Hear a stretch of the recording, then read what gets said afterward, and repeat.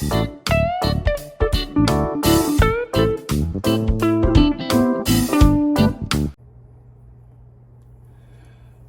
morning, all. Papa Bear.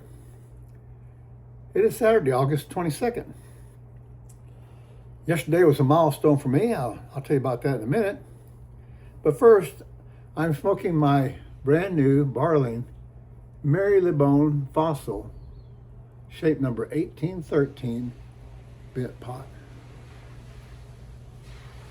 Trying to get the light on it just right, but I really like this pipe. Jesse sent this to me as a birthday present, and Jesse, I really appreciate it. It's smoking great.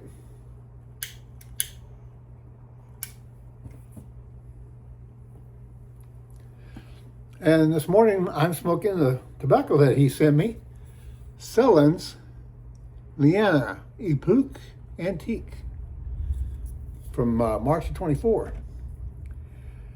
Now the Cellin's has Black Cavendish, Burley, and Virginia, and the casings or toppings are coffee, plum,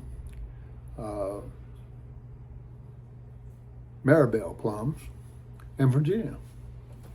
Now, when I first smoked this, I got the fruity taste from it, but I didn't get much else. And this morning, I am picking up a little bit of a sweet coffee taste, and it's very pleasurable.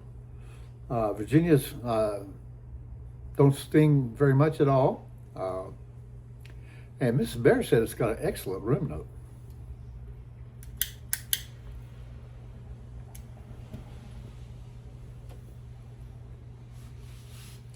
So thanks again, Jesse, for the pipe and the tobacco.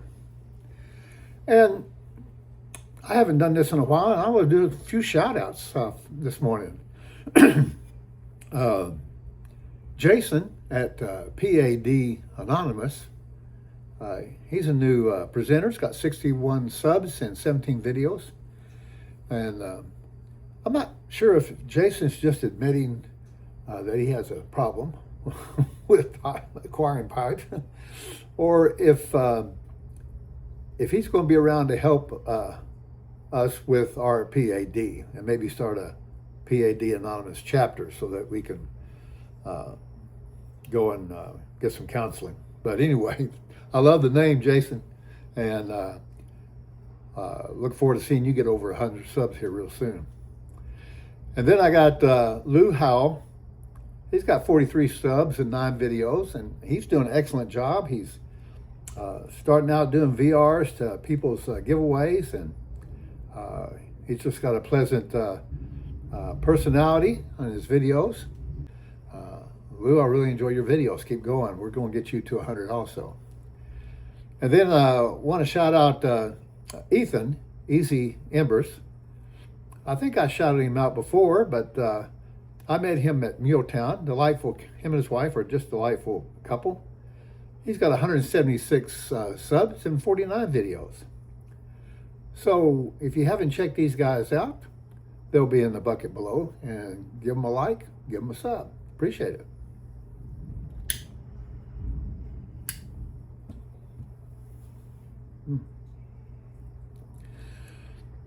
Well, I wanted to get back to my Firefighter series. I did 4 videos and things got in the way, and I didn't kind of drop that kind of dropped off, but I wanted to pick that up again this morning. I really enjoyed my time on the fire department. God had a different calling for me, but I had a great time. And the city that I worked for, we had a 300-man fire department, not counting support staff. And the city got a grant to send all the firefighters through EMT school. Now this is in 77 or 78, so it was a big deal. So it took several months to get everybody through, all 3 shifts on every one of the, 18 pumpers and 5 ladder trucks. But I'll never forget the day that we went for our written test and practical test. And the captain in our district was getting close to retirement, but even the district chiefs had to go through EMT training. So he was there. He didn't want to be there, and he couldn't hear. And one of the practical tests was taking blood pressure. And the blood pressure cup was, just a regular one that you pump up. And then the stethoscope, there was two ear set stethoscopes attached to the microphone that you would put over the vein, artery, to hear the blood pressure. And so the instructor would have one set in his ears, and the person being tested would have the other set in their ears, and they could both listen to a person's blood pressure. Well, the chief was going to go in with Jerry, driver of truck 3, and so they were going to take each other's blood pressure. And so they took Jerry's blood pressure before they went in, and it was 124/72. And they said, "Chief, don't forget that.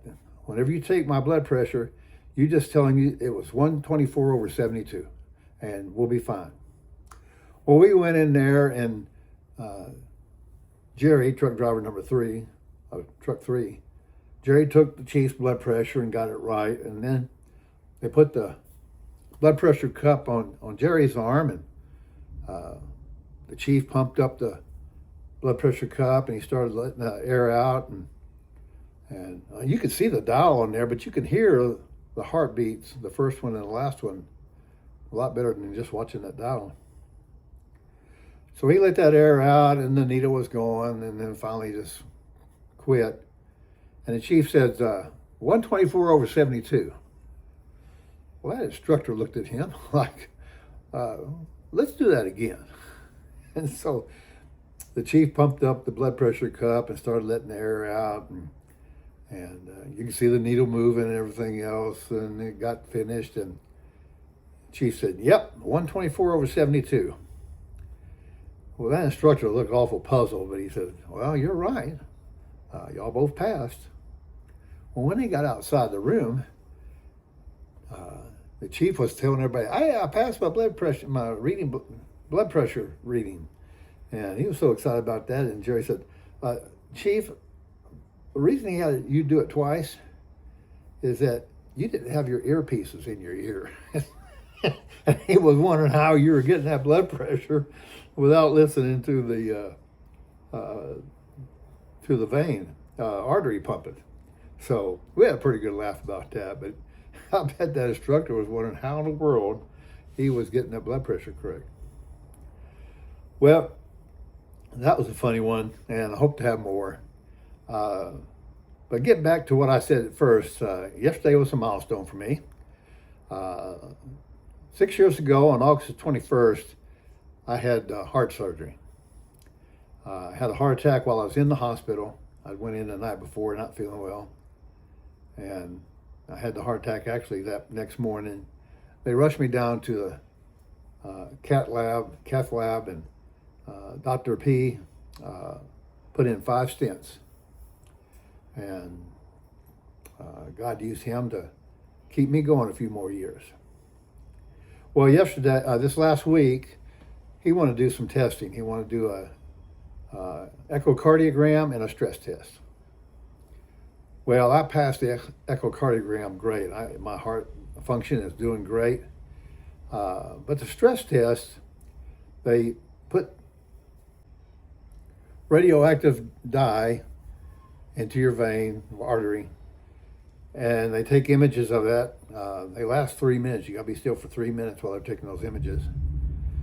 And then they put you on a treadmill and get your heart rate up to 126, and it has to stay there for a certain amount of time. And boy, I was really struggling on that incline, and it was a struggle. And then once you get through the treadmill, then they take another set of x-rays with the dye in your arm, and they said that they're seeing either some scarring or some buildup or on my stents, or one of the stents is failing. And so they want to schedule me for a catheterization to go up and see what's going on, and then clean anything up that they need to fix. So we haven't set a date for that, and I'm going to have it done. It's outpatient, and there's a lot of risk when you're dealing with the heart, but I'm not too concerned about that. But like I said, we're not going to schedule that till we get Mrs. Bear straightened out. She's been sick for several weeks. She hasn't been able to eat. She's losing weight. They've taken CT scans. They've done endoscopy, colonoscopy. They found 2 polyps. They were benign. They did an ultrasound of her gallbladder, and they're going to run another test to watch her gallbladder as they inject a chemical that would cause it to constrict. And they wanted to see what's happening there. And you know, if it's the gallbladder, that's an easy operation and not much risk. But she just hadn't been feeling well and doing well. So I'd appreciate good thoughts and prayers for her too. And after we get her straightened out, then I'm going to have my heart procedure. I'll let y'all go. I hope y'all have a great weekend. But until next time, we'll talk to you later. Bye.